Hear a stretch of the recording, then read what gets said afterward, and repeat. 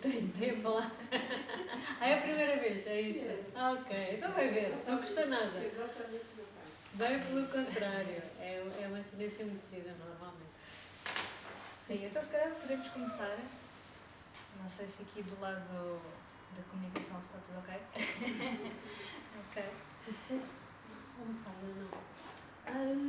Se calhar se até fiz aqui mais fácil. Sim, sim.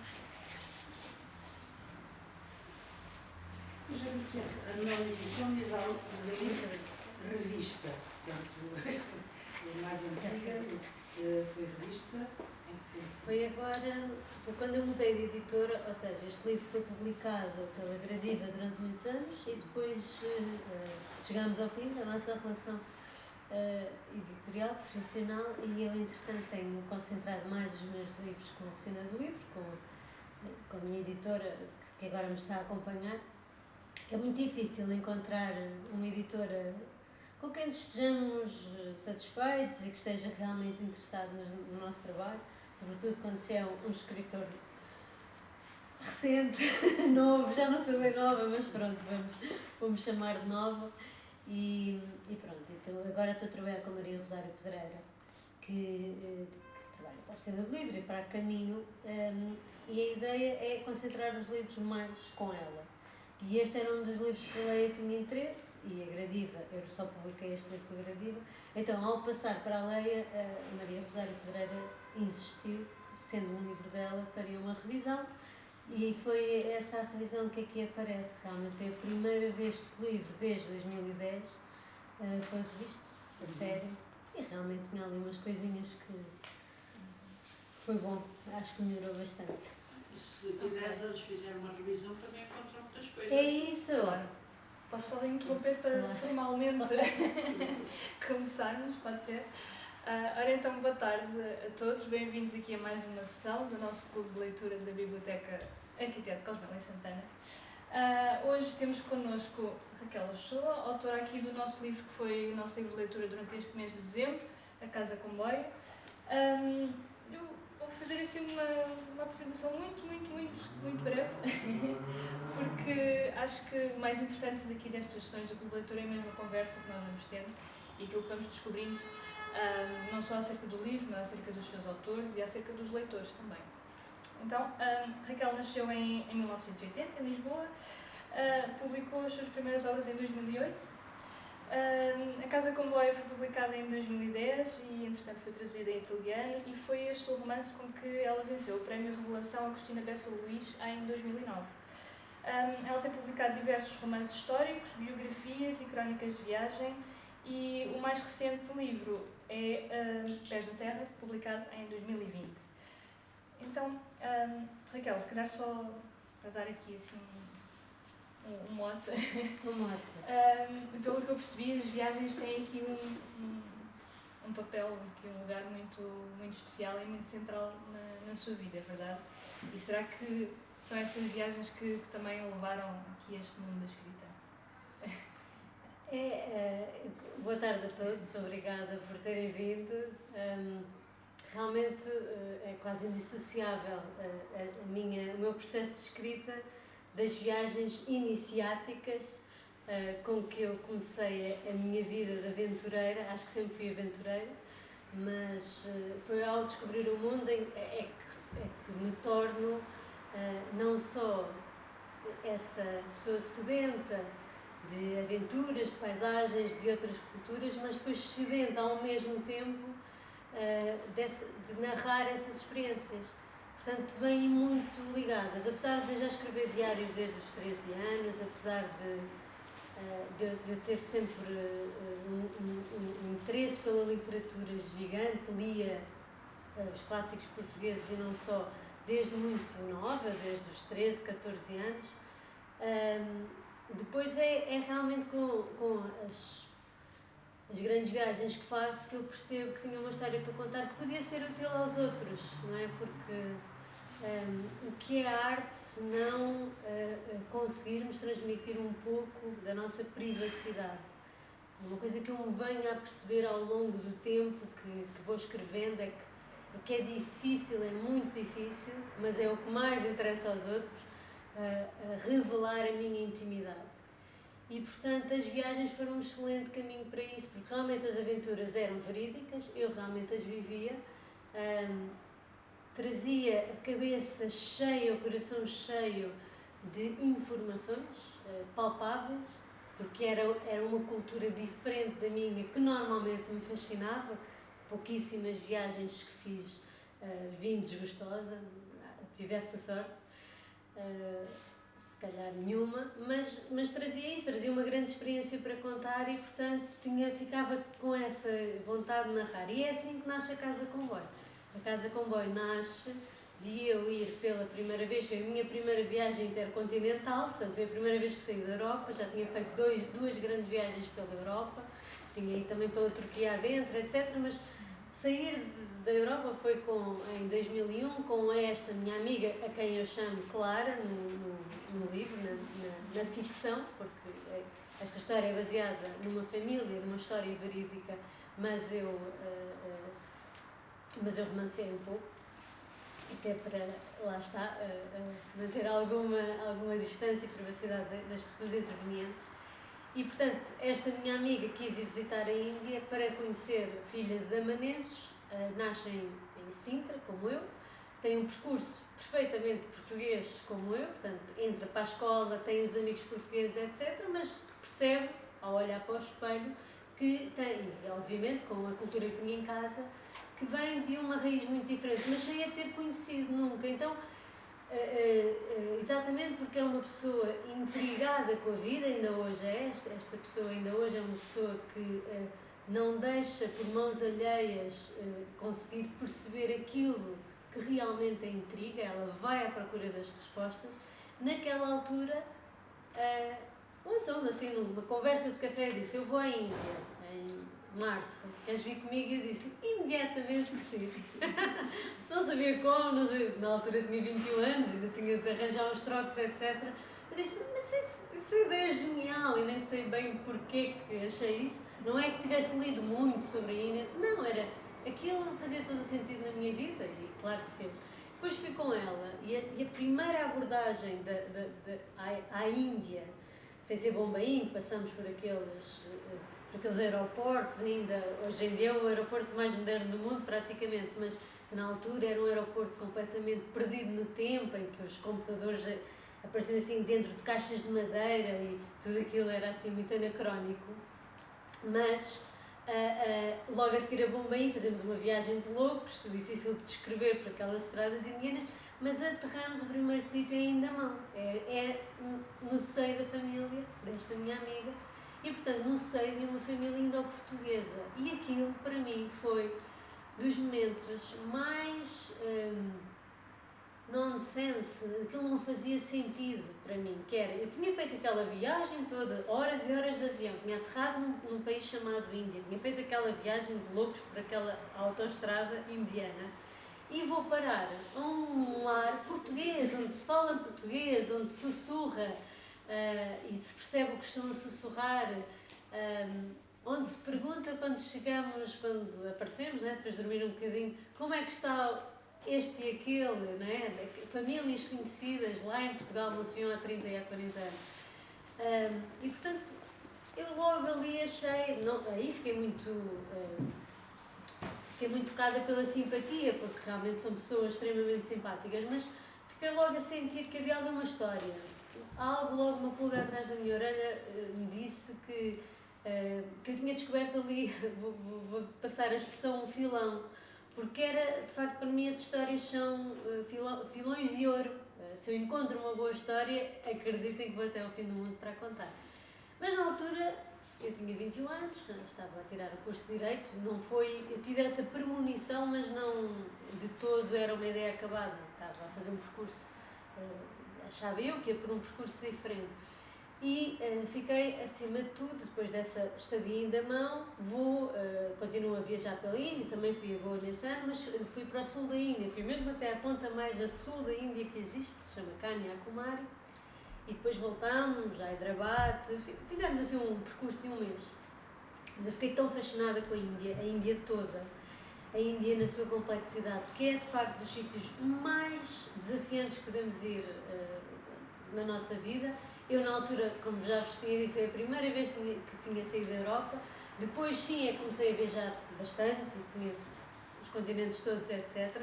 Eu, na altura, não sabia, mas agora já sei, já vos posso dizer com alguma probidade que a Índia é dos sítios mais desafiantes que nós podemos ir, é dos sítios mais diferentes em relação àquilo que é a nossa vida aqui, aquilo que é a nossa cultura. De facto, é tudo diferente.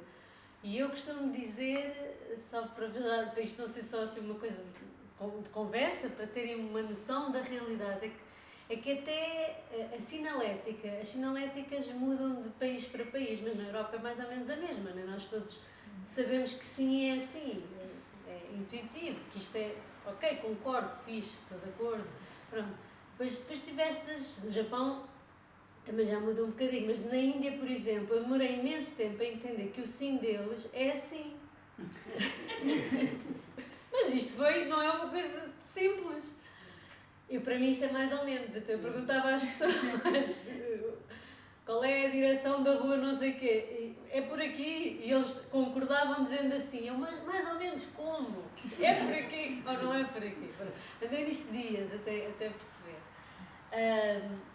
Mas, e só para terminar aqui a resposta, voltei logo no ano a seguir, fascinada pela Índia, porque queria perceber um pouco mais daquilo. A Índia são 28 estados e cada estado corresponde àquilo que nós aqui na Europa temos, o que é um país, não é? Portugal é diferente relativamente de Espanha, que já é diferente de França, que já é diferente.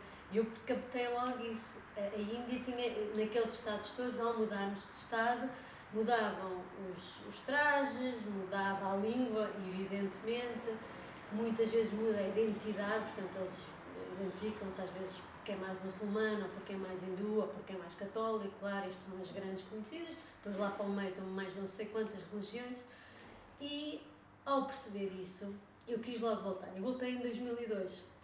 Em 2002 foi a viagem pelo norte, fui ao Nepal também, voltei. E depois tive aqui um interregno, a minha vida se calhar não vem agora à baila, mas termino o curso de Direito, vou para a América do Sul, tenho assim uma série de experiências e percebo que quero ser escritora. E ao perceber que quero ser escritora, aí sim me vem aquela primeira premonição que eu tinha tido ao chegar a Damão, que era, está ali uma história incrível. Como é que nunca me contaram esta história na escola, por exemplo, na nossa história disciplina? E aí sim voltei em 2007, já com o total objetivo de escrever A Casa Comboio, portanto para fazer pesquisa, para voltar à casa de Damão, à casa da família de Carcomo. E pronto, e nasce assim, portanto acho que respondi, Raquel, sim. entre as viagens e depois esta minha compulsão para a escrita, está tudo claro, muito casado. Claro que sim. Então, passando aqui já um bocadinho mais aqui acerca do livro, de facto então é muito interessante como ao contar a história desta família também vai contando um bocadinho a história daquela região, não é? Daquela relação Portugal-Índia, de toda essa história, não é? Que já tinha séculos para trás, mas mais especificamente durante o século XX, acaba por ser um livro, se calhar sobretudo para as pessoas mais novas, não é? Que já não viveram os tempos da Guerra do Ultramar, por exemplo, acaba por ser um livro muito esclarecedor, não é? E muito informativo em relação a essa região, não é? Eu quis contar a mim própria também, não é? Sim. Precisamente porque eu não sou... E se calhar de todas as ex-colónias, provavelmente estas da Índia são talvez as menos faladas, ou a sua história talvez a menos conhecida aqui entre nós. Também achei que era uma das mais fascinantes, apesar de, para dizer isto, tinha de conhecer todas, e a verdade é que não conheço todas, mas acho que realmente é fascinante. E depois é fascinante como é que a memória do que é ser português, e atenção que 450 anos de história na Índia, nas ex-colónias portuguesas lá, Goa, Damão, Dio, Nagar Haveli e Dadra, que eram enclaves, eles não eram portugueses, não é? Eles eram indo-portugueses. É uma cultura que nasce da fusão, mas como é que depois sai, esse foi o meu espanto, não é? Nós saímos da pior maneira possível, não é? Nós dizemos invasão, eles dizem libertação, as guerras têm sempre os dois lados, mas saímos expulsos e as pessoas que lá viviam foi-lhes dado a escolher durante dias, 2 ou 3 dias, se queriam permanecer e passariam a ter passaporte indiano, portanto isso era uma mudança formal, ou se não conseguiriam viver com essa realidade, iam-se embora. O Estado português, com todas as... vocês leram um livro, sabem, mas com todos os seus defeitos, organizou um repatriamento, chamou-lhe repatriamento, precisamente porque eles eram considerados portugueses, e as pessoas que não queriam ficar com o passaporte indiano e que se recusavam e continuariam a ter passaporte português, eram repatriados. Agora perdi-me, mas era sobre... Sim, é um bocadinho sobre essa questão. Exatamente, e portanto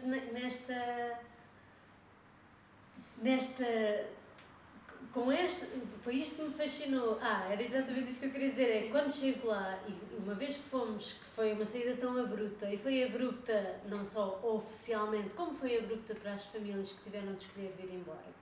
Achei, tocou muito esse drama de ok, agora decidimos ir para uma terra que é a nossa, mas que nós nunca lá pusemos os pés. Eu achei isto um dilema incrível, não é? E a identidade, que força tem de ter uma identidade para que aquelas pessoas que não foram poucas, não é? Que foram muitas famílias que decidiram isso, acho que não foi a maioria, mas foram muitas as famílias que decidiram, que identidade tão forte teriam de sentir para decidirem vir para Portugal, não é? Isto causou-me realmente, ainda hoje falo nisto, até me arrepio, mas o que me fascinou e que eu fiquei realmente impressionada era, passados estes anos todos, portanto, quando eu vou em 2001, já tinham passado 40 anos, menos 39, mas não, 40, precisamente 40, ainda estar lá tão viva esta cultura, que é a cultura indo-portuguesa, está tudo lá intacto. Entretanto, passaram 20 anos e eu continuei sempre a ir à Índia e, de facto, previa-se e aconteceu que se foi diluindo, não é? Há ali uma última geração que ainda leva a Portugalidade muito a sério, mas depois, não só lá, não é? Temos tendência a nos englobarmos todos mais um pouco, mas de facto foi-se diluindo. Mas quando eu lá fui essas primeiras vezes, aquilo era mesmo muito forte. E isso impressionou-me também, porque não havia relação. Porque não havia mesmo relação. Não havia uma televisão portuguesa lá, não havia uma rádio portuguesa, não havia. Só entre familiares é que as pessoas falavam, e seria ao telefone, uma carta, nos primeiros tempos, nos anos 60, 70, através de carta. Sim, mas essa questão da identidade vai até mais atrás no tempo, não é? Aliás, aqui no livro, logo a primeira geração, digamos assim, que é retratada no livro com o Honorato, ele próprio diz que sente saudades, não, ou que sonha com Portugal que nunca conheceu, não é? Sim. Portanto, isso é uma questão muito, muito interessante, de facto, como é que as pessoas que sempre viveram num lugar tão distante conseguem criar essa identidade e essa sensação, se calhar, de pertença a um país que na realidade não conhecem, não é? Como é que se conseguem identificar como sendo desse país? É assim... Pois é, a grande diferença aí entre os repatriados e os retornados depois em 74, não é? Retornados porque de facto vieram daqui, foram para lá, voltaram. Esses nunca tinham cá estado, daí serem repatriados. Mas com os retornados vieram muitos que nunca tinham cá estado. Sim, os filhos, totalmente, não tinham nascido cá e Não tudo me isso. refiro só aos descendentes, tinham avós, bisavós, mas vieram muitos que também não conheciam Portugal. Portugal para eles também era só o que se contava e raramente. Porque os retornados não foram só... Sim, mas quer dizer, estes aqui, aqueles que saíram daqui foram nem lá, nunca voltaram para cá. tinham estado, não é? E na maior parte dos retornados já cá Havia uma estado. história, se calhar, Daí nem que não dá o fosse mesmo nome, não descendentes é? de alguém que Entre conhecia. os retornados, uma grande parte eram refugiados. Sim, Eram uma grande nativos de Angola, negros. Pois, Sim, imensos, centenas, milhares deles, no Algarve, por exemplo. havia centenas, milhares de negros. Eram refugiados, não eram retornados no sentido... A ligação com Portugal era ao nível dos avós e bisavós, Mas era ao nível dos os pais. negros autênticos não tinham qualquer mistura, não eram nativos de avós. Sim, foi uma questão de nomenclatura, foi o nome que se deu. E não nos podemos esquecer, vocês sabem isso, obviamente, que estamos a falar em 61 e depois 74. Foram os anos críticos de desmoronamento do Império. Eu conto também isso no livro, coisas que alguns de vocês, se calhar, até viveram, não é? Como é que Salazar, na altura, lutou para manter a Índia portuguesa, as Índias, as colónias indianas, os ex-territórios portugueses. Então, salvo seja, que ele não pôs lá os pés, não é? Sim, há sempre essa questão, mas depois foi o maior defeito dele, ele não fazia a menor ideia do que era, nunca foi a lado nenhum, foi a Espanha, não é? Foi a Espanha, foi um sítio em Espanha, incrível. Não, mas houve o debate no Tribunal Internacional de Haia, que até foi ganho, etc., mas há um total desfazamento entre aquilo que seria o futuro, o presente e depois o futuro, há um desfazamento, porque ele não soube negociar. Aliás, uma das coisas que mais, depois já, até se calhar a posteriori do livro, uma das coisas que realmente até me surpreendeu, porque de facto a solução para mim não era óbvia. Quem é que ficou, vou usar esta expressão, não é bonita, mas no fundo quem é que foram os mais tramados disto tudo? Os mais tramados disto tudo foram os damanenses, os dioeses e os goeses, porque Portugal, bem ou mal, explorou o que tinha a explorar e depois até retirou de lá os ativos intelectuais, etc. Claro que ficámos a perder, não estou a dizer que não, mas era a potência que era e soube salvaguardar. A Índia ficou com os territórios e com aquilo que eles diziam e teriam também algumas razões para dizer que era dele. Quem ficou realmente entre a espada e a parede e perdeu, no fundo, quase tudo, foram as pessoas desses locais. Porquê?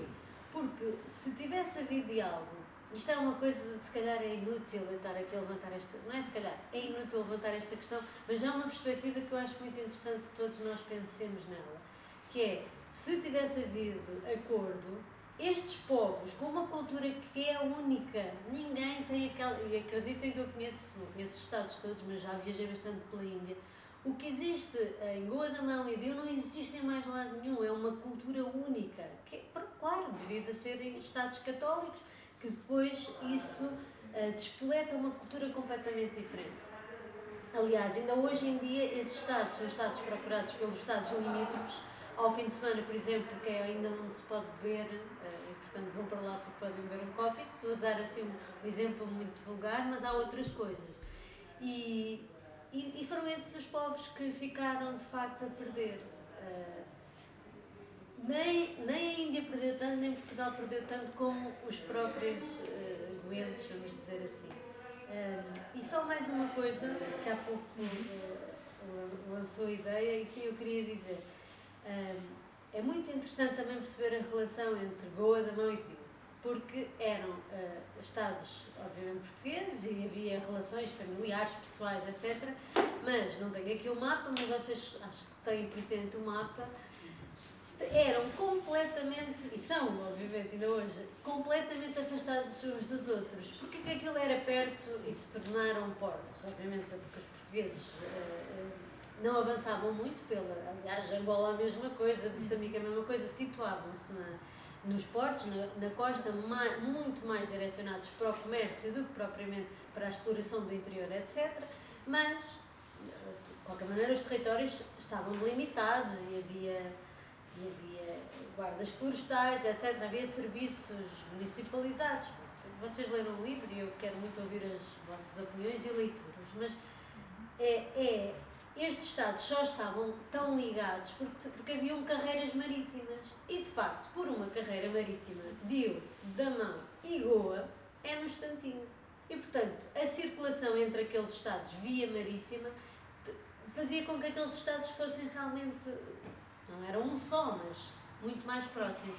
A partir do momento em que isso foi quebrado propositadamente, ou seja, do momento em que a União Indiana tomou conta, e não há carreiras marítimas, são estados que estão longíssimos uns dos outros. Ou seja, Goa, e nós somos, se calhar não somos todos lisboetas, mas vivemos todos perto de Lisboa ou em Lisboa, mas se calhar não tem origem, é o que eu quero dizer. Mas Lisboa tem tudo acessível. Quem é de fora de Lisboa é que tem sempre aquela coisa de vou a Lisboa, tenho de ir a Lisboa. Há qualquer coisa que é sempre só em Lisboa que se faz. Ora, isso era exatamente a mesma questão para os damanenses e dioenses. Portanto, a capital do Império era Goa, onde estava tudo era em Goa. Damão e Dio eram assim, realmente, eu comparo o Alentejo, nós podemos comparar uma Beira Alta, eram territórios quase até esquecidos. E, portanto, também isso é muito interessante. A identidade é uma identidade que é quase em escala, ou seja, os damanenses, claro que sabem muito bem o que é ser damanense, mas no fundo também havia, o que os definia era aquilo que existia em Goa. Em Goa é que existiam as universidades para onde iam estudar, de Goa é que vinham os jornais, uma das imprensas mais antigas do mundo é criada em Goa, foi criada em Goa. De Goa é que vinha tudo o que era cosmopolita, vamos dizer assim. E, portanto, isto da identidade é sempre uma coisa, é sempre uma construção e é muito interessante que também nos próprios Estados portugueses a identidade ia assim, sendo feita por etapas, vamos dizer desta maneira. Sim. Não sei se há pessoas que querem dizer alguma coisa, se querem fazer comentários. Eu estou achando incrível porque nunca vi um comentário assim forte sobre a Índia, com esse relacionamento de Portugal ter colonizado ali, que é óbvio, naquela época com o comércio marítimo, né, houve a Inglaterra, Brasil, Portugal, todos caminhavam para lá, né? Caminhavam para buscar fazer o comércio. Então achei bastante interessante. Eu não li o livro, vou ler, porque eu achei assim, você agora me chamou muito a atenção, inclusive para o fato de que eu não sabia que eram países ali, né? Como na África, que são países, gente, na formação tão boa a gente entender isso. Eles não chamam países, chamam estados, mas é como se fossem, tem a identidade de um país, daquilo que nós, eu comparo aquilo que nós achamos países aqui. Por favor, não, digam vocês. Mas por favor, leiam o livro. Sim. Já agora posso perguntar quem é que leu o livro? Afinal não fomos assim tantos. Afinal não somos assim tantos. Ali quando, mais ou menos foi em 2009 ou 2010. Muito bem. Na altura, sim. E por isso a minha curiosidade quando vi ali A outra edição. o registro, assim, o que é que estava lá que saiu ou o que é que pôs mais. Mas já foi há bastante tempo que eu não conhecia o livro, levei o livro e pensei, não vou conseguir ler até à sessão. Aliás, disse isso, o livro é tão grande que eu não vou conseguir lê-lo, não tenho tempo para isso. E depois comecei a ler e ele é tão descritivo, não sei o quê, que eu comecei a ser transportada para aquele meio, olha, e tive que fazer 3 grandes madrugadas. E acabei o livro antes de... Sim. Porque pronto, a descrição está realmente muito bem feita, que eu senti, que eu não conheço a Índia, nunca lá fui, e se calhar nunca irei, mas privei com alguns indianos e achava muito interessante as diferenças, coisas, desde a alimentação a tudo. Eu tinha uma casa onde recebia estudantes estrangeiros através dos serviços sociais da universidade. E andei 4 anos a receber indianos, professores da Universidade de Nova Delhi. Eu achava muito estranho que eles vinham, traziam na mochila um tacho e uma panela. E uma série de caixinhas e de pacotinhos com coisas. Eu disse, a pessoa vem lá do outro lado do mundo e traz um tacho e uma panela. Depois eles explicaram que aquele tacho é especial por causa de não sei o quê, tem um fundo, não... Ai, meu Deus. Já foi cozinhada Para lá mim muita está um tacho. Diana deixou lá. As ervinhas, aqueles pacotinhos de ervinhas. Esta erva, eu fiquei muito esclarecida, porque os pacotes estavam escritos em indigo. Mas esta erva é para pôr com a carne. Mas vocês comem carne? E nós comemos carne. E depois eles explicaram uma série de nuances. E esta erva é para a carne, e esta erva é para o peixe. E esta erva, nós não sabemos o que comemos, não é? Comemos tudo. Esta ervinha é especial para isto, esta ervinha é especial para aquilo. Bem, quem me dera aprender metade disto. Exato. Mas a primeira reação que eu tive, o primeiro que me apareceu que falava corretamente português. Eu perguntei se ele era descendente de portugueses. Não tenho nenhuma ascendência portuguesa. Bem, falava português sem qualquer sotaque estrangeiro. Mas não era de nenhum dos estados portugueses? Era. Muito bem. Um deles era, mas não tinha familiares, não tinha ascendência portuguesa. Mas falava corretamente português. Achei estranho, se não tens ascendência portuguesa e vens lá do outro lado do mundo, como é que falas tão bem português? Ele era, já não me lembro, mas era de uma dessas partes portuguesas e tinha convivido muito com portugueses. E tinha depois outra coisa, então falas tão bem português, o que é que vieste para cá fazer? A estudar português. Mas eu não vim estudar português. Eu vim estudar antropologia e cultura portuguesa. Muito bem. Nós limitamos a estudar o inglês e o francês. Mas outra das coisas que eu quero, vamos fazer aqui um acordo. De vez em quando tu cozinhas e eu como. E depois também vais comer o que eu cozinho. Parece um bom negócio. Depois tu ponhas a comer gafanhotos. Isso até faz lembrar também aqui uma parte qualquer do livro em que Baltazar está em Goa e vai jantar à casa de um amigo do irmão. Foi que aí, não é? Já não me lembro. Mas onde eles descrevem também a comida que comem, ele próprio sendo que havia uma diferença da comida que se fazia em Goa daquela que se fazia em Damão, não é? Eles em Goa comem coisas que não era habitual e com ingredientes que não era habitual existirem em Damão. Portanto, isso mais uma vez comprova este distanciamento, não é? E estas pequenas nuances na cultura. A comida em Damão é muito mais suave e a de Goa é muito mais picante. É aquele picante que não se sente mais sabor nenhum sem ser a língua arder.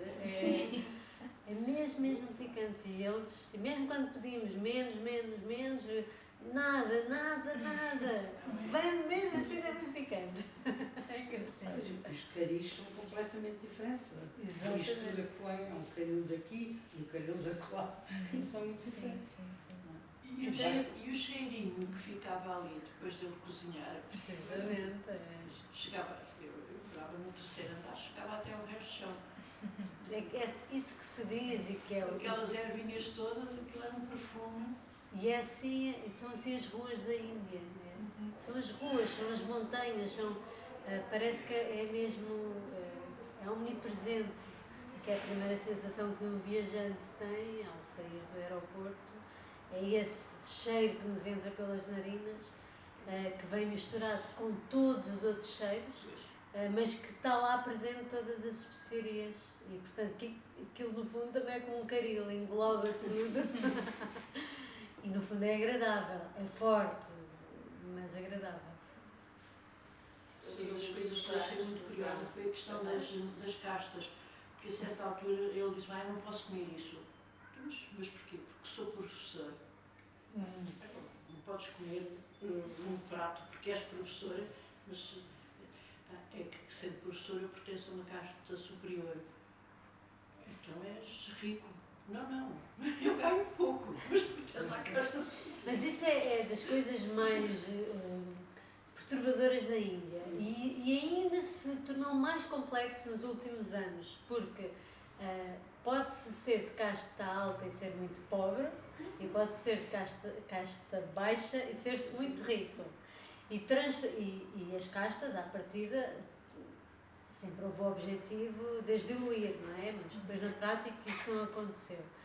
Então, as castas de alguma forma mantêm-se e eles, nós não, né? Mas eles percebem imediatamente de que casta uma pessoa é, porque tem a ver sempre com as roupas, mas as roupas lá se podem enganar, tem a ver com a maneira como falam, também tem uma certa linguagem, depois aquilo são ramos quase familiares e tem-se essa postura a falar.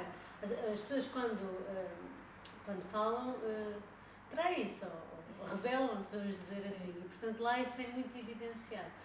E depois, obviamente, pelos posses que têm, etc. Mas nestes últimos anos tornou-se muito mais complexo, porque a mobilidade social é uma realidade na Índia. Realmente as pessoas muito pobres ascenderam. Houve muitos casos. Na Índia é tudo aos milhões, não é? Houve milhões de casos de pessoas que saíram da pobreza e que se tornaram aquilo que nós cá chamamos os novos ricos. Então, estas nuances das castas e depois, por exemplo, com quem é casa com quem, este tipo de relações sociais, que para nós são um bocadinho mais, também temos as nossas coisas, mas para nós são um bocadinho mais diretas, lá tornaram-se altamente complexas. E eu fiquei parva quando uma das minhas viagens à Índia, já 2017 ou 2016, não sei, por essa altura, portanto, recentemente, houve um programa de televisão, eu apanhei aquilo na televisão indiana, era inglês, eu percebia. Houve um programa de televisão que fizeram daquilo uma espécie de reality show, não é? Aquela coisa de se tornar depois ali uma diversão, em que perguntavam, faziam uma sondagem aos jovens da idade X a Y, não sei, devia ser entre 15 e 25 anos, se concordavam com o facto de serem os pais a escolher o casamento. E fizeram disso ali todo um aparato e depois houve um dia, que foi o dia que eu vi, em que apresentam a conclusão ao país. E a conclusão, e eu fiquei parva, era uma diferença, era 70% para 30% de se achar que sim, que os pais sabiam muito bem com quem é que se deviam casar. E que essa tradição se devia manter. Estamos a falar de uma coisa muito recente, uma Índia que já está toda, já se baralhou o baralho, voltou-se a dar, e continuam a achar que essa é a maneira em que o casamento terá mais possibilidades de vir a ter sucesso, de ser infeliz. Sim. É interessante, não é? Porque isto para dizer que... romântico é uma coisa muito recente. Nossa, foi mais ocidental. Um contrato, não é? Um contrato social. Até que o amor veio depois. O amor existia fora do casamento. Isso também é uma coisa, uma construção muito... É verdade, mesmo cá, é verdade. Sim, cá. Mas agora, de facto, se calhar esse tem mais... Mas lá ainda Eu não sei se havia aí um comentário a abrir. Sim. Eu escrevi o livro só que para o reporte antes do verão. Desculpa, é verdade, eu não apresentei as minhas desculpas, porque falhei à última da hora. Já não lembro tudo. Eu falhei no início, mas percebi que foi uma família que conheceu. Pois isto nota-se nitidamente que... Eu disse no início, sim. Está muita pesquisa, não é? Nota-se que fez muita pesquisa, que teve uns sítios e é uma história muito bem pesquisada. Eu achei muito interessante, porque conhecia Goa, antigamente de Goa, agora estes outros territórios, não fazia ideia, e achei muito interessante toda a descrição e toda a história da família, mas também conheço alguns indianos de Goa e que vieram e que os pais também nunca tinham estado cá, não é? E vieram porque se sentiam portugueses, apesar de nunca terem estado cá, e que realmente são muito diferentes. Eu trabalhei com muitos indianos, eu trabalhei muito tempo fora, trabalhei com muitos indianos. E são muito diferentes as pessoas de Goa, pelo menos as pessoas que eu conheço, as pessoas de regiões diferentes são muito diferentes. Eu só fui à Índia uma vez. A Goa? Não fui a Goa. Fui a Jaipur, A zona do norte, Rajastão, sim. Foi a primeira e eu... Bem bom! Não, Essa zona é linda, adorei essa zona. eu não gostei de viagem. Não? Ok. Conte-nos! A Índia ou se ama ou se odeia, já sei. Eu já viajei muito, Aham. viajei mesmo imenso, e foi dos países que me gostou mais a viajar. Já tive muitos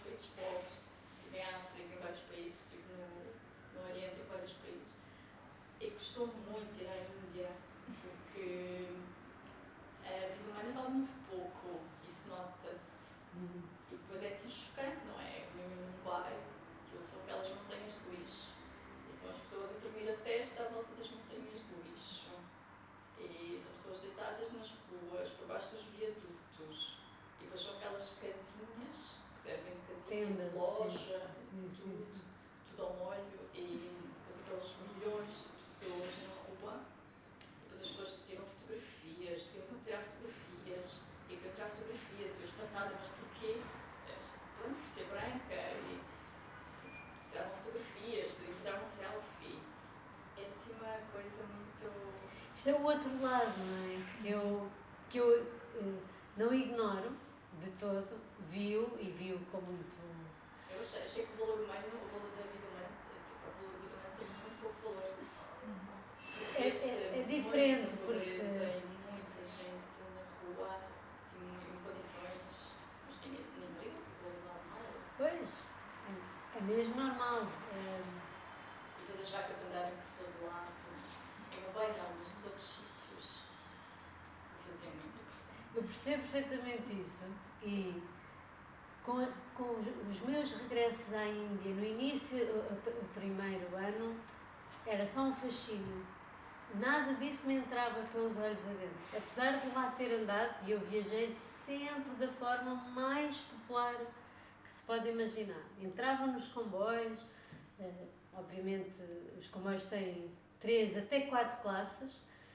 Eu não viajava em primeira, viajava em segunda, mas havia 2 classes abaixo da minha. Portanto, viajava com um mínimo de conforto, até porque não posso ser parva, né? Não podia viajar também como gado, porque eram viagens muito longas e porque sabia-se lá o que é que ia acontecer ali, etc. Mas eu conheço muito bem essa realidade, nunca vivi numa favela, como há pessoas que se calhar passaram por isso, eu não, mas no primeiro ano eu não via nada disso, eu só via o lado fascinante. Depois, com a continuação do meu conhecimento da Índia, comecei a ver todas essas outras camadas. Comecei a perceber perfeitamente a relação do homem com a mulher, não é? Que é uma coisa também degradante. Degradante, há países piores, mas ali de facto não é boa. Nós andamos e vemos as mulheres a trabalharem nas obras, que é uma coisa que ninguém consegue imaginar até se ver essa realidade. Estou a dar um exemplo, há muitos outros, não é? Mas as mulheres é que carregam as pilhas de tijolos à cabeça e às vezes têm lá homens capatazes, assim, tipo a mandar pitates e não fazem nada, não pegam numa vara, não fazem nada. Ou seja, depois há muitos submundos da Índia que eu não ignoro, mas sou afortunada de a Índia a mim escolheu-me. Realmente, eu acho que às tantas já é quase isso, é quase uma coisa mística, porque eu percebo perfeitamente quem não foi bafejada por essa sorte e só consegue, tenho amigos que lhe aconteceram isso, só consegue ver o lado negativo que está lá todo e é gritante e portanto não é sequer um exagero da sua parte, mas depois também há ali um outro lado que nos dão 10-0 a nós. Eu vi coisas lindas. Não é só de arquitetura, é de realmente espiritualidade, de maneira de estar. Porque. Para mim foi difícil compreender a espiritualidade. Ultrapassar o facto das pessoas não terem o que comer, estarem a viver na rua. Estarem a viver. É assim, foi o país mais sujo que eu já tive. Sim, é possível. E tive sítios em África, não é? São sítios muito pobres e aquilo não tem. Mas isto é muito bom ter este lado. Eu já conheci a Índia ao ponto. Achei fascinante o livro e eu gostava muito da Índia. É bom. O que vocês estão comentando, porque eu vi semana passada a minha professora de yoga fazendo um relato da viagem dela, que foi uma viagem espiritual para lá. E ela foi com um grupo de pessoas. Chegando lá, ela parva, como diz vocês, que viu o lugar que ela ia ficar. Porque era um lugar muito ruim. E também nas ruas, ela estava comendo uma banana e nós temos o costume de qualquer coisa a gente guarda na bolsa ou no lugar para você levar depois, porque se você não vê o lixo, e todo mundo jogando na rua, ela não teve coragem de jogar na rua. Não, mas não imagina os montes de lixo que caem em todo lado. E depois as vacas, que são um animal sagrado, consideram a vaca a mãe, não é? Sim. Contaram, não é? Ai, a vaca é com a nossa mãe, tal. Tudo bem. Mas depois as vacas andam escanceladas pela rua a comer do lixo. É um país de muitos. E búfalos, e cães, Não, pés olhos. Mas e as vacas ratazanas. que são consideradas um animal sagrado, a mãe, estão escanceladas, a comer do lixo. Mas eu então faço uma pergunta ao contrário, que eu percebo isso e tudo isso me chocou também.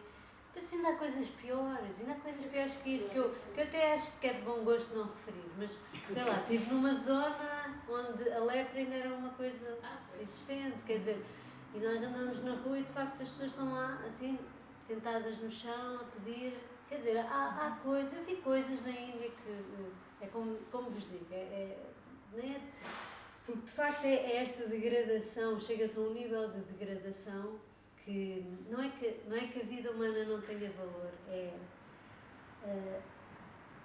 as pessoas vivem num ciclo de sobrevivência e são tantas a viver nesse ciclo de sobrevivência que há quem desista karmicamente, como eles acham, há quem pura e simplesmente se entregue a esse, vamos dizer nojeira, não é? Viver nessas condições sem mexer uma palha, porque aquela vida é assim. Mas na próxima vida há de ser melhor. Por isso é que eles querem tanto morrer. Sim. Por isso é que a morte na Índia, depois aqui entram os outros lados que nós não compreendemos. Mas eu queria dizer uma outra coisa, que é muito importante não cairmos no erro. Isto foi uma lição minha, não a quero dar. É uma lição que eu aprendi. Eu depois, entretanto, comecei a guiar viagens à Índia, ou seja, já conhecia aquilo bem, comecei a trabalhar com uma agência, que é a Pinto Lopes Viagens, e entre outras viagens que faço, ia, agora não tenho ido, mas vou à Índia. E levo grupos, e então eu apanhei muito esta reação, que é uma reação que para mim é totalmente válida, já passei por isso. Mas, quando nós começamos a perguntar, então e as castas? Como é que as castas ainda existem? Então e a pobreza? Como é que a pobreza ainda existe? É muito interessante ver a resposta deles. E a resposta deles, se derem ao trabalho de nos explicar, uma das melhores respostas que eu obtive foi esta: em Portugal não há pobreza. E nós temos de ser honestos e dizer, há pobreza e há muita pobreza. E nós, sim, tínhamos condições para acabar com ela. Porquê é que eles não conseguem acabar com a pobreza? Eles revertem logo. E é verdade, nós é que se calhar não temos esta coisa. Mas comparável. A pobreza na. Aí é que está, é que é comparável. Isso é que eu tive de aprender na Índia. É comparável porque nós tínhamos possibilidade de acabar com a nossa pobreza e não a acabamos. Talvez não E eles têm muita pobreza. Muito mais gente. E é que é difícil nós fazermos este raciocínio, mas eles também ficam assim, porquê que vocês não acabam com a pobreza? Não sei, eu não sei se isso é verdade, porque onde a pobreza existe de forma muito séria. Existe de forma muito degradante. A questão é que lá é muito visível. Tem pessoas que não são pobres, ou seja, que têm negócios, não é? Porque há pessoas que têm negócios e têm lá umas lojinhas. Sim. Aquilo é assim umas coisas. Eu estive lá na vila, estava a senhora a fazer o iogurte. Então aquilo era numa estradeca, assim, uma coisa assim, cheia de pó, não é? Passava o burro, e passava o carro não passava, não sabe porque aquilo é super estreito, mas passavam os burros, os carros, não tem muito que sabe. As pessoas a pé, esquece. E depois estava o senhor lá a mexer o leite. Com aquilo tudo. Estava a mexer aquilo à porta da loja. A loja era uma barraca, a vender uns iogurtes e umas coisas. Mas mexia aquilo, mexia. E depois passava o burro, não imagina o pó, e assim, porcaria que estava na loja, o senhor mexia aquilo, depois vendia assim umas garrafinhas lá com ele. Eu fartei-me de rir, desculpa, estou a dizer isto. Na altura, uma vez viajei com o meu irmão, e o meu irmão dizia, eu, carne na Índia, ele que adora carne, eu, carne na Índia, a única coisa que eu vou conseguir comer é a galinha. Porquê? A galinha tem aquelas patinhas, e quando come com o biquinho só assim, então não toca em nada, então é a carninha mais higiênica, o resto... Comem de tudo, porque está feito. Os animais mais omnívoros, quase como os porcos. Mas a ideia dele de animal limpinho que não toca em nada. Mas preciso que havia uma questão ali em cima. Eu nunca viajei, mas por acaso tenho alguma curiosidade ir à Índia. Se calhar eles lá valorizam mais a parte espiritual do que propriamente a parte material. Não, eu sei lá um bocadinho isso. é uma maneira de colocar as coisas, era um pouco isso que eu estava aqui a fazer o contrabalanço. É uma noção muito romântica da Índia. E é uma também concordo com isso, mas é verdade que muita gente, por exemplo, lá está enraigado nas pessoas que a bondade é a moeda de troca, em tudo.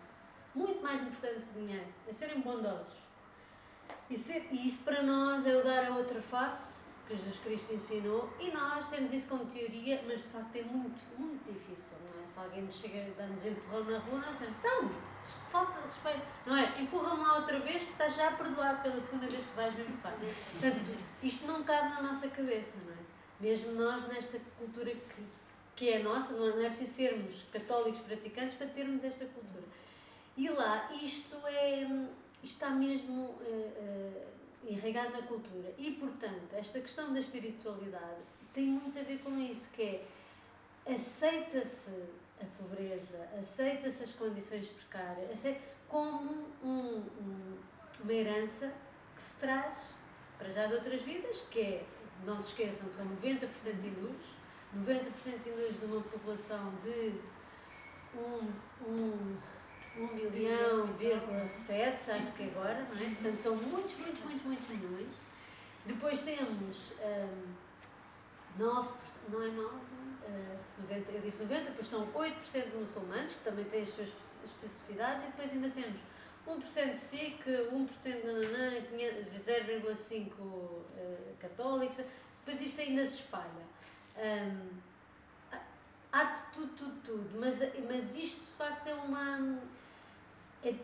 é um erro, digo eu, julgar aquilo que se vê a olho nu na Índia, porque isto traz uma filosofia por trás que de facto é muito diferente da nossa. Eu conto-vos uma história que é, e até vos aconselho a lerem Os Pés na Terra, que é o meu último livro sobre viagens, e que tem um capítulo grande sobre a Índia, e conto lá essa história. Mas eu conto-vos uma história que é para vocês verem como é uma terra, aquilo é desconcertante. Então, às vezes estamos a andar, né, a viajar, e vemos um grupo de gente vestida de branco, normalmente cabeça bastante coberta e tudo, e vão assim todos vestidos de branco, muito agachados, sempre a olhar sempre para a estrada, e vão a andar e a varrer a estrada. Andam e varrem. E um dia eu perguntei a quem me soube explicar o que é que era aquilo, porque é que eles varriam a estrada. Então são, agora não vos quero dizer em erro, mas são uma seita dos Zoroastras. E, portanto, não são os Zoroastras, são uma seita, uma variação. E são muitos, são uns quantos milhões. Então acreditam que não se deve fazer mal a nenhum ser vivo, incluindo, obviamente, formigas. E eles não veem. Budistas também. Mas não andam a varrer o chão de piso, eles tentam. Isto chega ali a um extremo. Quem são os gênios? Os jainistas, sim. Os jainistas também acreditam nisso. Ok. Então, se calhar estou. Agora, não sei se não confundi. Mas, isto para dizer, o que está por trás daquilo que nós vemos socialmente são crenças que não é só uma questão social e política, é realmente há ali coisas que, se me perguntarem, preferias viver na Índia? Não, claro que não prefiro, e claro que tento conduzir, por exemplo, chego e prefiro conduzir uma estrada portuguesa, que não é boa, mas mesmo assim, mas pronto, sim, mas não julgar. É que é uma tentação, eu compreendo perfeitamente, mas pode revelar falta de informação, porque existem estas coisas todas por trás. Mas eu conheço muita gente que detestou a Índia e que tiveram experiências negativas, não há outra maneira de dizer, e eu sei que existem muitas Índias e compreendo perfeitamente, nunca também eu vou julgar quem não gosta da Índia, eu percebo perfeitamente. Então? Deixa-me só dizer uma coisa que eu achei muito estranho quando o Adjai lá em casa fizemos uma refeição, ele fez-me uma pergunta com o ar de tentar perguntar a coisa mais séria deste mundo. Você não tens moscas? não tenho. Ah, que estranho, não tens moscas em casa. Como é que fazes Agora isso? já percebo, não é? São tantas por lá que Nós tivesse cá este ano, já havia as moscas. Este ano outra vez. Exato. Imensas moscas com a umidade e o calor. Portanto, ele podia ser na caixa superior ao professor, no meu cozinhado, aviso logo, não podes meter alhos. Porque o alho é um vegetal inferior e eu não posso comer alho. Convidá-lo para eu. Dá lá um ocidental perceber isto. É mesmo Nós complicado. temos 5 mães. 5 mães? Não basta uma. A mãe natureza, a mãe biológica, a vaca é uma mãe, a mulher do professor, isso é que me deu mal nos melos, não é? A mulher do professor, mas porquê é que a mulher do professor há de ser considerada uma mãe? Pronto, depois ele explicou, não é? Porque como não há infantários, as crianças mais pequenas das classes superiores vão para a casa do professor e a mulher do professor é que faz de ama das crianças. Portanto, é a outra mãe. Já não me lembro qual era. Mas a vaca e a mulher do professor fez-me muita confusão. Sim. Então, mas voltando outra vez aqui ao livro, não é? Estamos a falar muito sobre a Sim, Índia, não é? Tenho uma pergunta para fazer sobre o Sim. livro, que é o título. Eu, quando vi o título, A Casa Comboio, lembrei-me de um programa que eu vi na rádio, que era uma comunidade africana, viveram num bairro em que as casas já eram assim todas em linha, e então eles chamavam aquilo os comboios. Essa é a ideia, exatamente. E será que isto tem alguma coisa a ver com uma linha? A casa em si é exatamente tem essa estrutura. Portanto, é uma casa que se entra e Ainda vai. existe essa casa?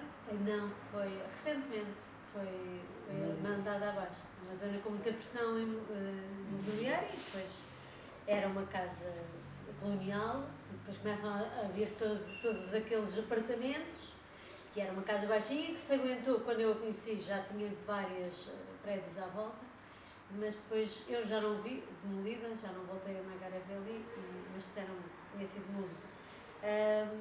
E é uma casa, não é? Que tem, com essa estrutura, um corredor central e que iam tendo, e eu estive lá, não é? E que parece um comboio, é assim muito comprida, porque ao entrar parece uma casinha pequena, com zonas com imensa vegetação tropical, e tinha bananeiras, mangueiras e tal, então vista de frente parece uma casinha estreita, mas ao entrar lá para dentro era muito complicado. Mas não só, aliás, uma pessoa que viveu nessa casa referiu-se à casa como comboio, e veio daí a minha ideia para o título. Mas ainda por cima achei que também fazia todo o sentido porque a vivência destas gerações, uma após outra, mas sobretudo a partir da segunda geração que eu aqui retrato, são pessoas que andam sempre com a mala às costas e que vão mudando. Portanto, primeiro, a família está situada em Silvassa, que é na Garaveli, que é um enclave. São na Garaveli caiantes, portanto é logo tomado pelos indianos que já andavam com os movimentos revolucionários em 54 e, portanto, mudam-se para Damão, fogem, têm de fugir para Damão, que é logo ali ao lado, mas não deixavam de ter de fugir e fazer uns quantos quilómetros. De Damão se fogem para Lisboa e, portanto, também esta ideia da casa que vai sempre viajando com eles, como se fosse um comboio, não é estável. A casa nova. Exatamente. Sim, é muito interessante. Aqui em relação à história da família, não sei se teve algum propósito ou se é alguma coincidência ou não, mas achei de certa forma interessante ver esta sucessão de gerações, não é? E em cada uma das gerações foca-se mais numa personagem masculina, mas a última geração que surge já é uma personagem feminina. É o futuro, não é? O futuro é feminino. Há alguma coincidência nisto? O futuro não é feminino, mas o futuro é de o feminino não estar tão apartado. Isso já é uma tendência que não é só de agora, mas o feminino está cada vez mais a tomar as rédeas de uma série de coisas, e ainda bem, não ser o masculino tão preponderante, haver mais o equilíbrio. Mas eu digo isto como comentário assim à parte, mas a verdade é que tem a ver também com a história, não é? Por exemplo, a mulher do Baltazar é uma grande mulher, ainda é viva. Eu sei o nome real, agora já nem me estou a lembrar como é que eu lhe chamei na história. Ifigênia, precisamente. Grande mulher, dava uma personagem incrível e eu foquei-me no Baltazar, no marido, que esse sim já não é vivo, portanto pai da Clara. Porquê? Porque ele é que foi para a guerra, ele é que foi a personagem que fez história, ele é que foi o prisioneiro, ele é que estava nos lugares da história, ela estava em casa, emocionalmente é uma personagem fantástica, depois tinha ali muito para trabalhar, mas como eu queria era seguir o filtro desta história, da história da Índia, acabaram por ser sempre os personagens masculinos que estavam nos lugares de preeminência. Mas, por exemplo, a primeira mulher, Ana Joaquina, do Honorato, é uma mulher. É assim, eu acho que é interessante para vocês saberem, né? Uma vez que tem aqui a autora viva a contar quantos livros que nós lemos de autores que já não são vivos, mas quando fizeste este pormenor da pesquisa e da escrita, é que, de facto, quando eu vou ao assento, o Honorato tinha lá o assento de nascimento, de morte, de batismo e de morte, e também tinha lá o casamento, dizia lá divorciado. O que naquela altura é assim uma coisa na Índia fora do vulgar. A Ana Joaquina surge-me totalmente ficcional. Portanto, de facto ele casou-se, e casou-se com uma graça, divorciou-se, e depois esta descendência, portanto, a senhora existe, a senhora, claro que existe, não é? Portanto, eu conheço a família, ou existiu neste caso, mas de onde é que ela veio é que eles próprios também não sabem muito bem dizer. Vinha de Dio, isso é factual, mas é toda aquela energia dela, toda aquela força de estar naquela cena, não é? Da peste bubónica, etc. Tudo isso é da minha imaginação. Mas há este lado concreto. De facto, o Honorato divorciou-se, o que era uma coisa, naquela altura, raríssima.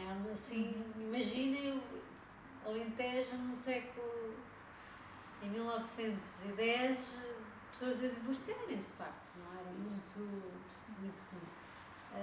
Mas já agora, isso também deve ter sido da sua parte, ficção. O meio-irmão do Rodolfo. Esse também. Sim. Mas acho como, não sei, até quando é que bom, você também não diz lá quando é que idade é que os filhos têm quando ele se separa da Exatamente. Graça. Porque existem esses dois filhos, isso também é real. Sim. Isso está lá no assento. Mas um pai não reconhecia o filho? Isso foi mais comum do que nós imaginamos, não é? Mesmo cá em Trás-os-Montes, chamavam-lhe os zorros, não é? As pessoas que não eram reconhecidas pelos pais. Não, reconhecida no sentido de Fisicamente. tu és o meu filho. Não digo reconhecimento, isso sim. Pois, aí não dei muito pensamento a essa questão. E era muito importante. Eu acho que se percebe que o mal da fita desta grande história é sempre o vilão, é sempre a política. Foi esse o meu intuito. A política tramou aquelas pessoas. Aquelas pessoas tinham vidas, tinham famílias, foram totalmente destruídas por um contexto político e histórico.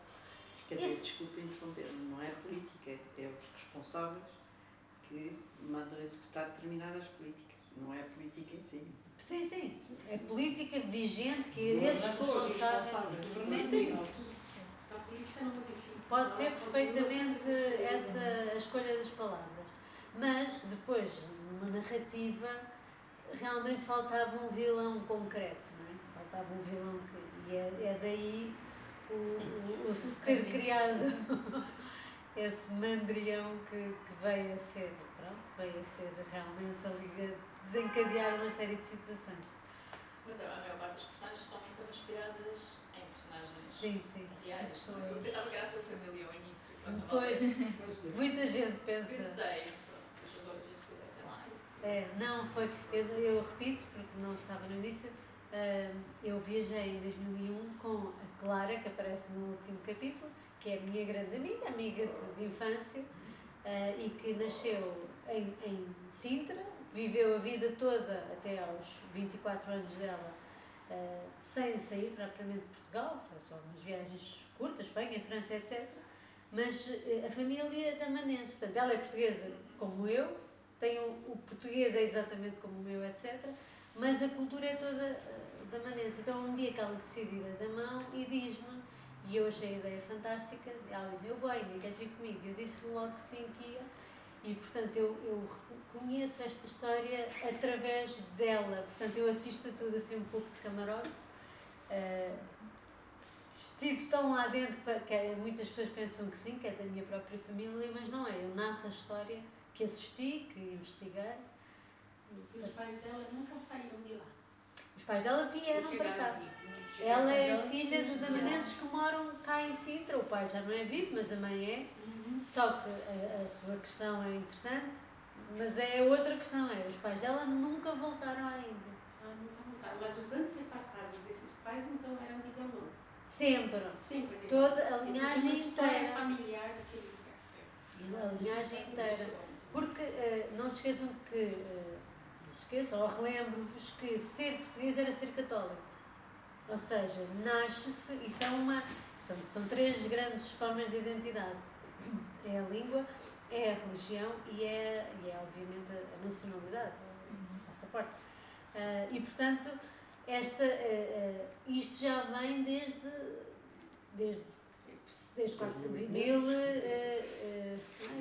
1490, não é? Desde que começam-se a criar as primeiras famílias indo-portuguesas. E, portanto, os Carcom, como eu lhes chamo, é outro nome, na realidade, é uma dessas famílias, também investiguei, é uma dessas famílias que tem ascendência, não é de 400 anos, mas de 200 ou 300 anos para trás. Esse personagem Cândido, que agora eu percebi, é uma colagem, mas está muito bem agarrado, porque nós conseguimos perceber porque é que aquele Cândido é aquela peste. Tem esse nome bonito. E eu também não tive assim de inventar muito, porque infelizmente estas situações políticas criadas de forma, por contextos políticos, por ordens políticas específicas, geraram aquilo que nós dizemos em língua muito corriqueira, os chibos, não é? Pessoas, os traidores, as pessoas que, numa certa, a perceberem que a história ia mudar, decidiram posicionar-se e não há nada de se calhar criminoso nisso, não é criminoso, pode ser oportunista, mas não é criminoso. Exatamente, é uma questão moral, não é uma questão legal. Mas é aí que eu acho que sendo inventada, foi muito bem inventada, porque nós temos ali o retrato desse filho da mãe, mas porquê? E então a história da vida dele, porque é que ele é assim? Sim. Não é? É o filho rejeitado. E é fácil, porque eles separaram-se em crianças, não é? Sim. Mas isso foi uma das coisas. Mas não se Como é que separaram. não conheceu? Não, quando os filhos foram separados do pai, Exato. eram crianças. Ele veio a ter filhos mais tarde, uns anos, 3, 4 anos. Portanto, os filhos são crianças quando há essa separação, quando ele se divorcia. E a mãe faz ali um isolamento dos filhos, Exatamente. Não intercepta a correspondência e não permite qualquer. O filho cresceu, mas cresceu como um filho rejeitado. Sim, isso não é uma E pronto, experiência fácil. portanto, nunca pode ser um adulto saudável mentalmente, não é? Sim. Com, sabe-se lá, as histórias que eu vi. E esses filhos existiram. Depois não há essa ligação. A própria família não soube também, atenção, estamos a falar de... Também já é Exato, são 4 gerações atrás. Exatamente, já é Começa-se muito a perder o fio da difícil meada, perceber-se. E eu fiz as perguntas, mas não obtive as respostas. E, portanto, aí entra a parte da criação que me cabe a mim como escritora, porque óbvio que, além de tudo, eu digo sempre que a história baseia-se numa história verídica, em factos verídicos, mas o que eu queria, o meu grande objetivo como escritora é que seja um livro que deleite o leitor. E, Sim, portanto, como um suspense, não é? Exato. Como é que o retrato, como é que ele se transforma depois Afinal é irmão. O Pestinha é irmão. Mas é uma fórmula bastante conhecida, não é? O afinal é irmão, o afinal é irmã. Nem é assim uma coisa muito original, mas ali Sim, acho mas era a que. iniciação, Sim, era a sim, iniciação, sim, de facto, sim, eu e alguém. Sim. Sim. Depois na geração seguinte, o Rodolfo também é assim uma personagem muito forte, não é? Muito marcante. Aliás, acho que até ocupa uma parte substancial do livro. Tanto ele como mesmo a personagem da mulher também é uma.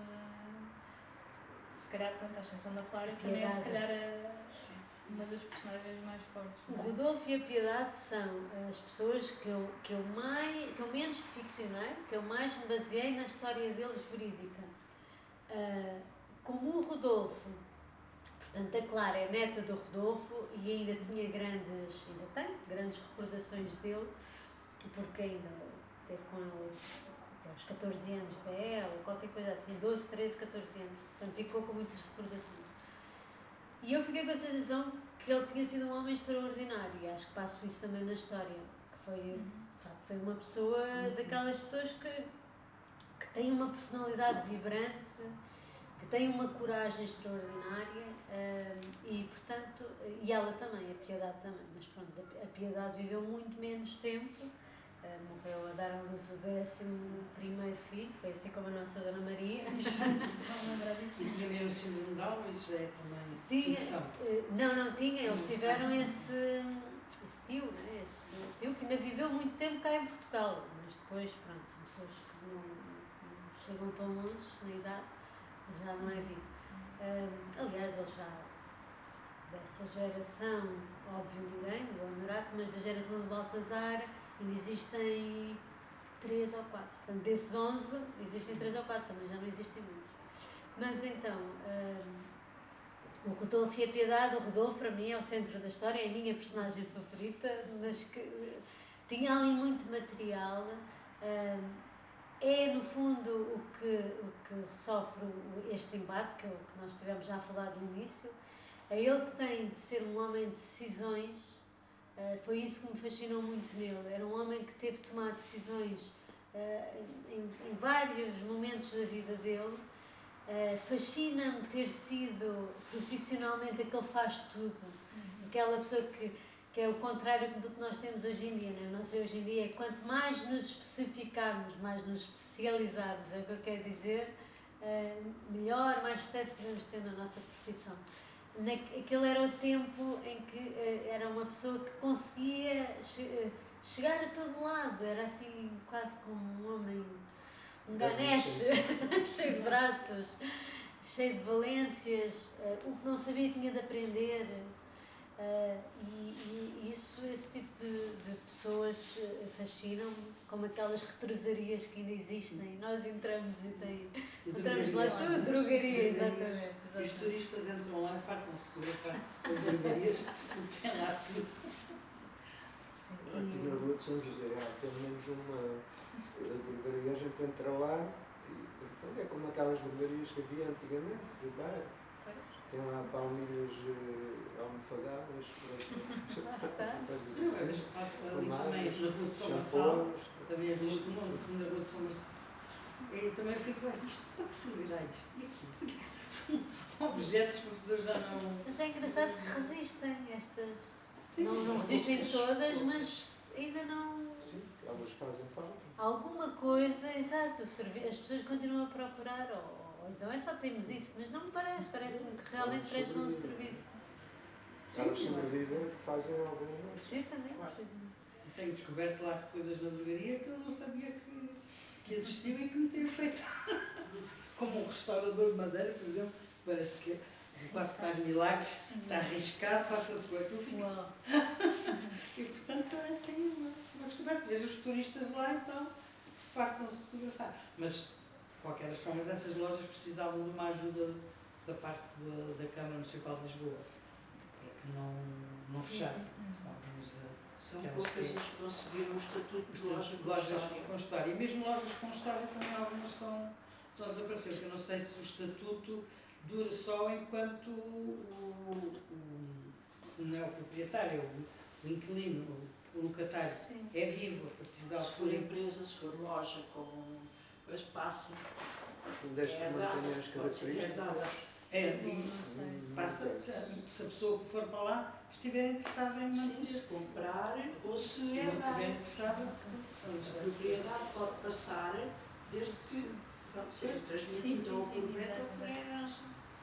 Sim, mas Bom, tem que manter mas as é isso, o características. Rodolfo não é É um faz tudo. É um faz tudo.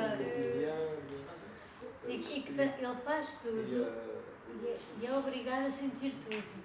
É isso que me fascinou nele. Ele foi obrigado a passar por tudo, ele perde a mulher, Sim, tem há aquele uma série de acidente, isso é situações tudo, que isso é acontecem. tudo real, isso aconteceu mesmo. Uma série de situações pelas quais ele passa É e consegue mesmo real, sentir porque isso Sempre, bem, não é é? isso, e torna-se, eles tornam-se órfãos de mãe e ele, pronto, com as ajudas que tem, que não está totalmente desapoiado, era impossível, mas consegue, e depois vem para Lisboa, e aí já de forma muito, pronto, claro que era velhote, mas baseia-se na ajuda, que é um sítio onde se encontram muitos indianos de Goa, por acaso, foram ali parar, se calhar por casas que eram atribuídas, etc. Mas fica também, continua a ser um núcleo de apoio para a família, ajudou ainda imensa gente ali à sua maneira e pronto, de facto é uma pessoa, olhando para a cara dele, ele aparece nesta fotografia muito jovem, mas olhando para a cara dele como eu o vi,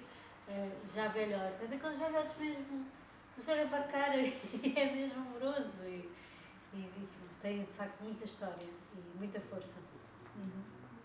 Ok. Não sei se há mais questões, mais comentários. Estamos quase aqui a chegar à nossa hora. Oportunidade, eu gostava de fazer uma pergunta. Claro. Lembrei que em Goa há um género musical misto, indiano e português, que é o mandó. Mandó, E exatamente. da mão também existe. Ainda não também existe. Que eu saiba, não. O mandó é uma coisa, vocês têm de pesquisar, é comovente. Tem assim, uma cantora que é muito conhecida internacionalmente e é a Amália deles, que chama-se Sónia Sirsat. S-I-R-S-A-T. Se eu não estou a dizer. Sónia Sirsat. Põe na internet. Mandou é YouTube. mais fácil. se calhar, mas Mandou é a mais fácil. parar, mas depois ela é uma das melhores intérpretes. Ainda mão. Tem lá uma aguardente que é só dele. Não me estou a lembrar de um género musical só dali, não. Pode-me escapar, mas não me parece, não me parece. Mas na Casa de Goa tem o grupo Ekvat. Ekvat que interpretam várias músicas, entre elas o mandó. Ok, depois na Casa de Goa tem a oportunidade de ouvir, às vezes, artistas fantásticos que eles levam lá. Mas eu já assisti à Sónia Sirsat ao vivo e há uma coisa, se ouvirmos lá então, é impossível não chorar. É impossível, não... É mesmo, é o fado melhorado, na minha opinião.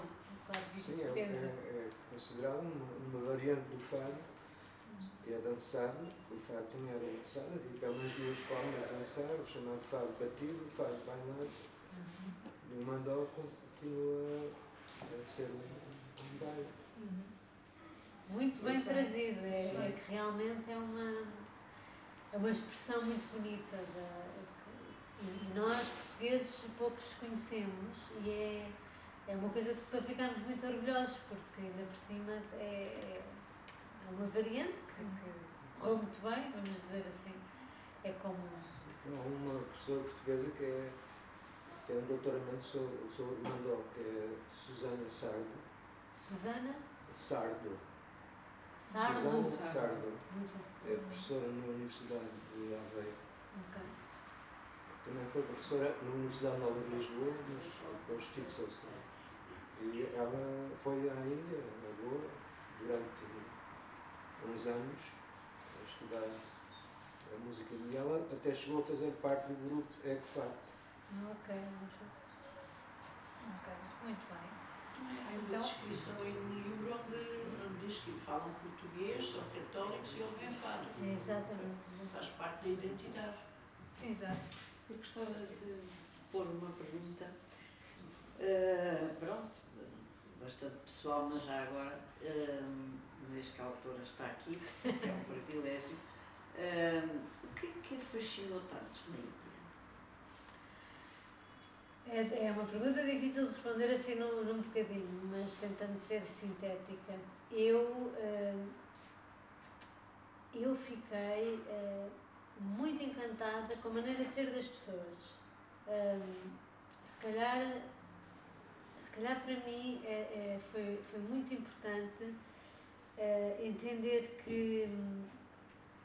que as pessoas podiam ter uma interação muito mais intuitiva, que é uma coisa que existe lá, olham uns para os outros e aquilo entende-se, comunicam com uma espécie de, eu vou dizer esta palavra, telepatia.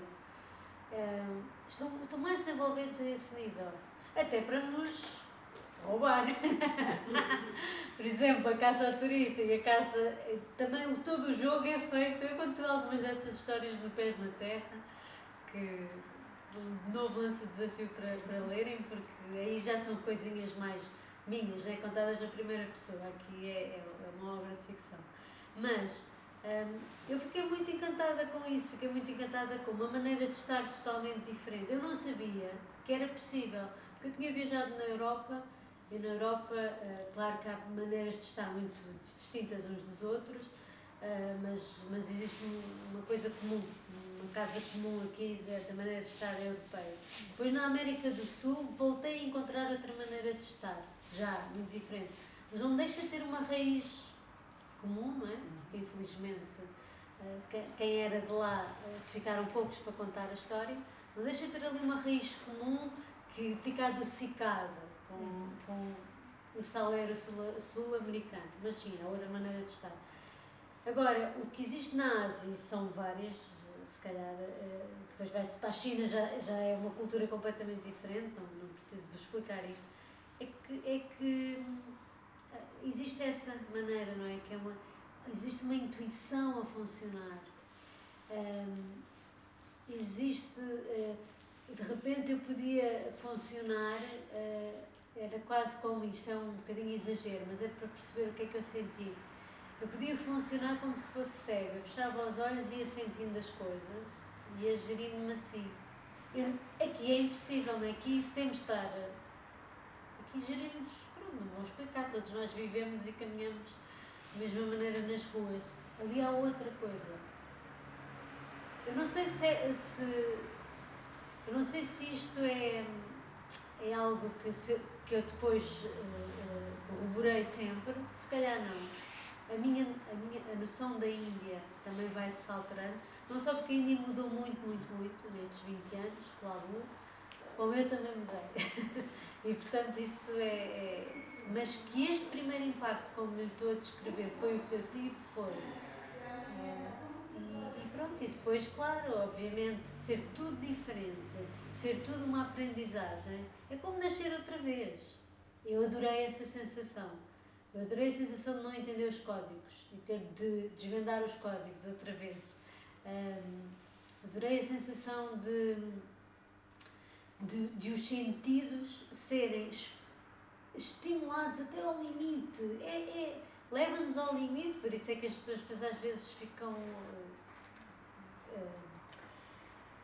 a sentirem-se invadidas, assoberbadas, porque os cheiros são ao limite, porque visualmente aquilo é tudo uma explosão de cores, tudo e eu gostei disso. Eu se calhar estava numa fase da minha vida naquela altura que precisava desse abanão. Para outra pessoa se calhar teria sido mais, mas só posso falar por mim. Mas talvez o facto de ter entrado na Índia através de Goa tenha facilitado, ele suavizou o choque. Não mencionei, mas isso é um ponto fundamental, é verdade. Eu entrando, a Índia é muito confusa, não é disto tudo, acho que já perceberam e já sabem, mas entrando pela Índia portuguesa, de facto, dá-nos é quase como se nós, como entendemos a linguagem, literalmente entendemos a linguagem, sabemos depois ler melhor.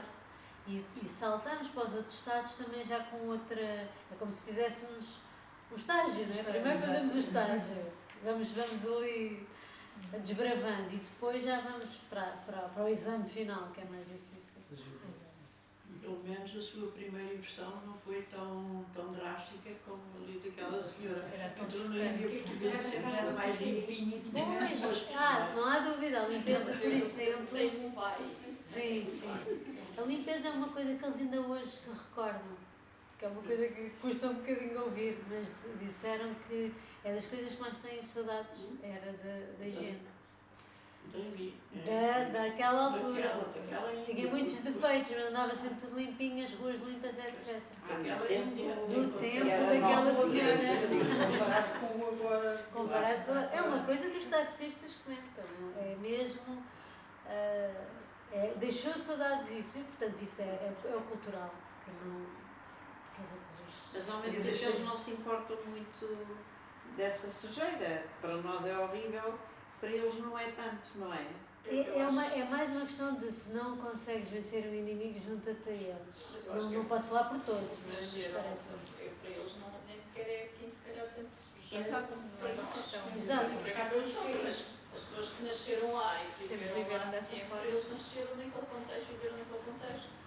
Nós temos amigos em Mumbai, nós temos com amigos em Mumbai, que são pessoas que, pronto, Mumbai tem dinheiro, as pessoas, eles dois eram caixas diferentes, apaixonaram-se, casaram-se, as famílias não falam com eles, os pais dele agora falam com eles, mas só tiveram um bebê, fez uma grande história. E são pessoas que tiveram educações fora, estudaram nos Estados Unidos, tiveram que trabalhar fora e depois voltaram para a Índia. E acreditam piamente nisto das castas, simplesmente apaixonaram-se, tentaram separar-se, mas depois pronto, voltaram, casaram-se, fazem aquelas histórias de amor. Mas acreditam nas castas e compreendem a situação das famílias e tudo isso. Pessoas com educação superior, tudo isso. Mas eles próprios dizem assim, as pessoas lá nasceram naquelas Não sabem não o é que é estranho, não é estranho viver numa família de 5 pessoas no mesmo quarto. Sim. Não é estranho. Mesmo pessoas com dinheiro têm casas muito, Mumbai é muito caro. Eles têm casas muito pequenas, é normal ter os avós, o marido, a mulher e os filhos num T2. É normalíssimo. E as pessoas têm que ter dinheiro para isso. São os filhos que estão habituados. Mas isso acho muito mais saudável do que aqui, né? Casarões onde vivem pessoas sozinhas, absolutamente sozinhas e abandonadas, porque não vivem com a família, não é? A noção de comunidade, mas Sim, também eu não a gostava muito de viver com a minha família. Sim. Mas a noção de comunidade também é diferente. Nós vimos isto, por exemplo, também na etnia cigana. Sim. Que há, quando, por exemplo, vão para o hospital, não é? E Vão isto é uma todos. coisa que faz imensa confusão às pessoas, que eles acampam todos ali para estarem com o resto da família. Isto tudo nós. E os cabo-verdianos também têm muito Sim, essa exato. vivência Isso nós perdemos. comunitária. Os ocidentais, digamos assim. São as culturas Não, mas diferentes. que. Bom, mas não era assim até há algum tempo, não era? Mas não é? as culturas também vão evoluindo ao longo do tempo, não é? E isso também, mais uma vez, também fica com o tempo no livro. É verdade. E essa é uma parte que eu gostei imenso. Uma frase, mais ou menos uma frase. Bom, quer dizer, eu há bocado disse que não li de facto o livro. Sim, mas agora como vinha para aqui, deixa eu dar aqui uma lambela, assim é melhor. E que é aquela parte em que diz que enquanto os ingleses deixaram património, mesmo, não é? Estações, comboios, essas coisas todas, não é? Nós, como é habitual, nunca deixamos nada disso. Mas deixamos depois essa parte, digamos que é, que chama-lhe a alma, não é? Sim. Deixamos é qualquer coisa etéreo, que não é bem palpável, mas que fica. Deixamos uma outra identidade. Sim, não é? mas de facto nunca deixamos nada de palpável, não é? Sim. Os holandeses deixam isto, os ingleses. Nós passámos por Nós lá. misturamos-nos com os outros. Pois, Não. É mau hábito. Bom, posso? A conversa está a ser excelente e até podemos ir continuar a seguir, mas entretanto tenho que fechar aqui esta sessão, pelo menos assim mais formalmente também. Agradecer mais uma vez a Raquel a sua presença aqui, a disponibilidade. Muito obrigada. Obrigada por esta conversa. É óbvio que a Índia é um assunto que não tem fim, não é? Podemos estar horas e horas e horas a conversar sobre isso. Este livro acho que também é um retrato muito, muito interessante e muito rico sobre estas regiões tão peculiares, não é? Que têm uma história também tão rica e que foi muito bem retratada aqui. Portanto, muito obrigada também pela sugestão do livro aqui para o nosso clube. Obrigada a vocês. Posso deixar uma sugestão? Já agora? Claro. Já que aquele amigo falou no Mandó e não sei o quê, que tal ter aqui um dia uma sessão de Mandó para nós conhecermos? Quem sabe, pode ser. É uma Sugestão. sugestão. O público aqui já tinha. Exatamente. Ok. Era Fica uma a da sugestão. experiência dos livros. Sim, sim, sim. Agarramos para nós qualquer coisa. Sim. Eu Fica a sugestão. agradeço também vocês por terem vindo e por terem lido. Obrigada. Muito obrigada. Vai dar aqui uma conversa na faixa. Eu só avisar, já agora, para o mês que vem também já temos aqui um livro e uma outra convidada. Vamos ter no dia 26 de janeiro, que é quinta-feira. Eu tenho uma bebê de 5 meses e tenho de ir a correr. Portanto, força. isto é a parte que eu mais gosto, mas hoje é mesmo. Mas hoje vai ser mesmo assim a correr. A quem é que eu digo? Então, só para avisar, vamos ter a Joana Berto no dia 26 e ela recomendou-nos a leitura do seu mais recente livro, A História de Roma. Ok? Este exemplar já é da biblioteca, se alguém quiser visitá-lo.